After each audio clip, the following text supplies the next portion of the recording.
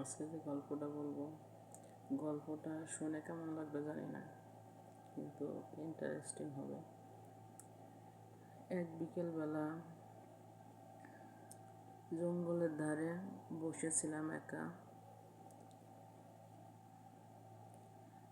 একটি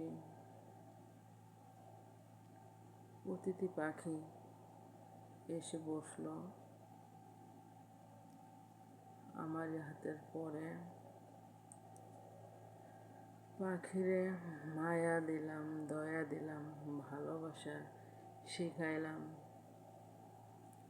তবু বুঝতে পারতাম পাখির টান অন্যদিকে, কারণ আমি তো বনের পাখি আর সে খাঁচার পাখি। খাঁচায় থাকতে থাকতে অতিষ্ঠ হয়ে এক সময় সে উড়ার চেষ্টা করে গহীন জঙ্গলে আসে।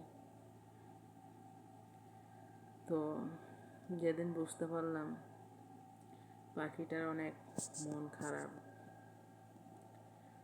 সে তার জোড়ার পাখিরে রেখে একান্তভাবে থাকতে খুব কষ্ট হচ্ছে।